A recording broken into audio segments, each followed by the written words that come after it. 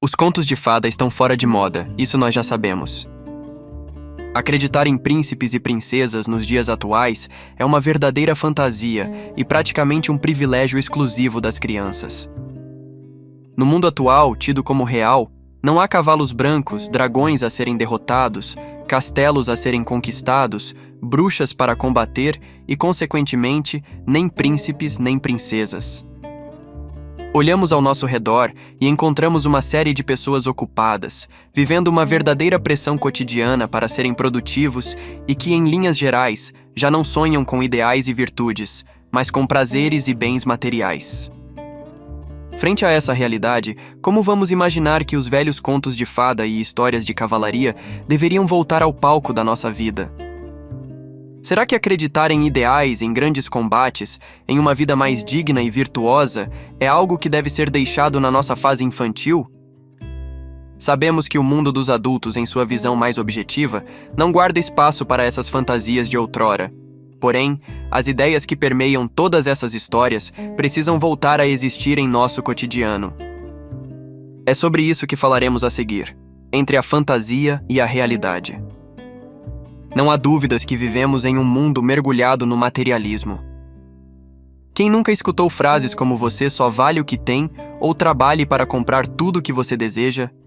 Qual é a ideia que está sendo transmitida com essas frases?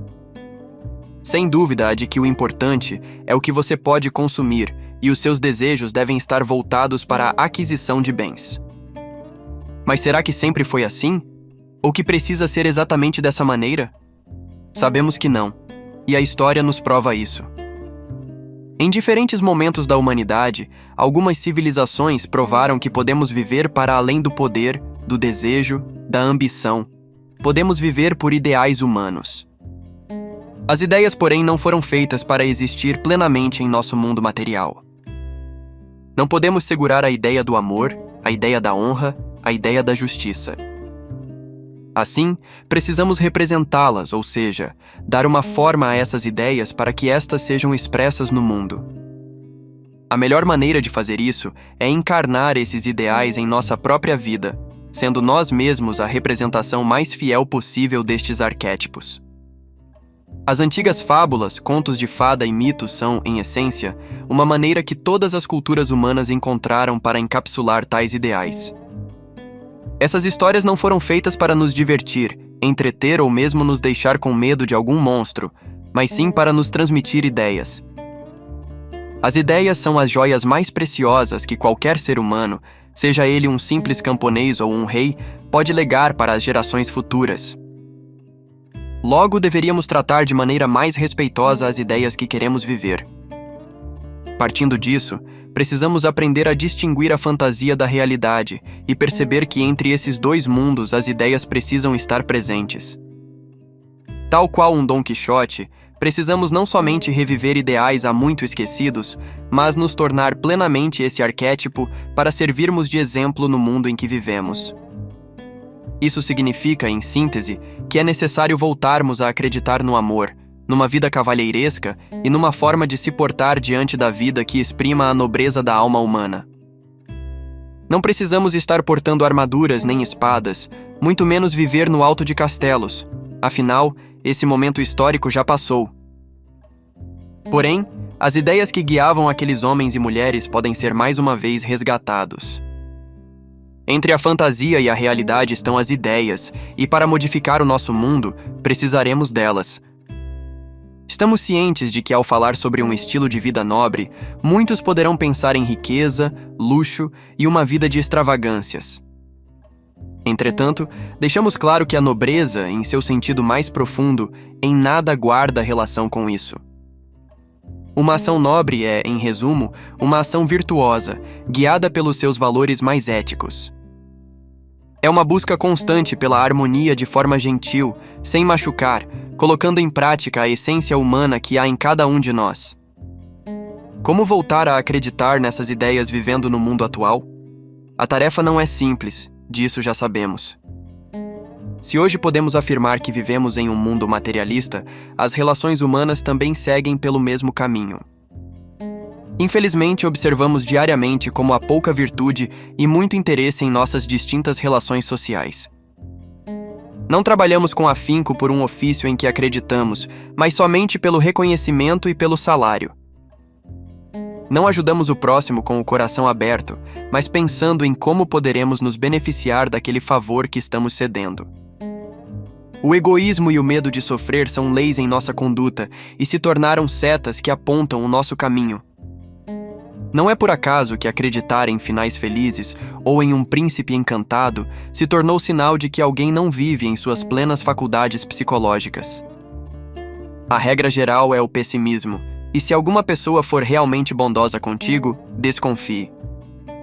Dito isso, urge uma nova forma de nos relacionarmos, mas como fazê-lo? O primeiro passo é, sem dúvida, percebermos o que está nos movendo. Todos nós somos guiados por algo, seja ideais, instintos ou desejos. Fazer essa autoanálise é perceber quais são as forças que dominam as minhas ações e se perguntar com sinceridade se é o que desejamos para a nossa vida. Para entender melhor essa ideia, pensemos no seguinte exemplo. Quando estamos com fome, qual força nos governa? Naturalmente, a do instinto. Ela precisa ser respeitada e usada com moderação, caso contrário, acabamos caindo no desejo de comer excessivamente, a famosa gula. Assim, a ação do corpo se dá por uma necessidade, e ela é atendida. Nossa alma, porém, também sente necessidade de viver os seus prazeres, que são próprios de sua natureza. Assim como o corpo precisa de alimento para sobreviver, nossa alma também necessita dos seus alimentos espirituais que tocam a nossa psique. O amor, a beleza, a harmonia, a justiça, o conhecimento, são todos prazeres que podem atingir a alma e são necessidades puramente humanas. O problema está em como buscamos realizar essas necessidades.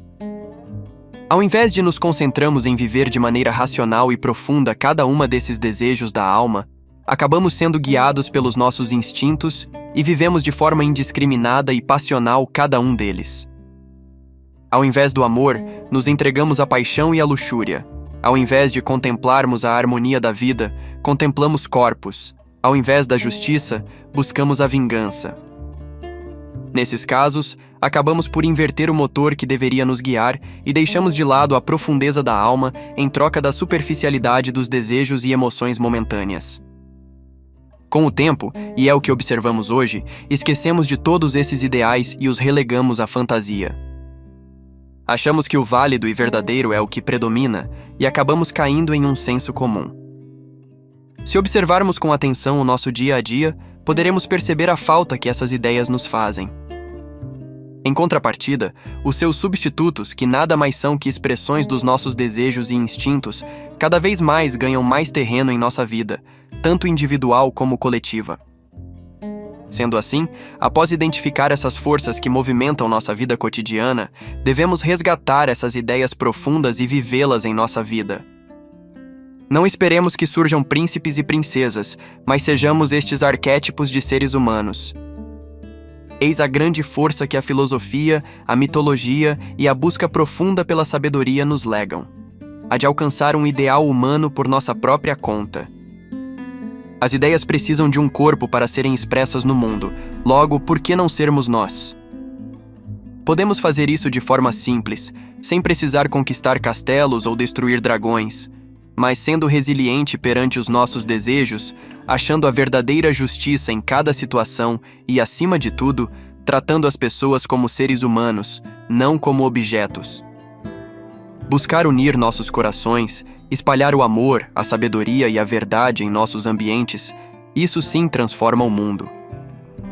Talvez não sejamos capazes de mudar todo o globo, mas certamente poderemos transformar o pequeno mundo que nos circunda. É por esses motivos que precisamos voltar a acreditar em príncipes e princesas, em ideais humanos que possam fazer reviver essa chama sagrada em nosso peito.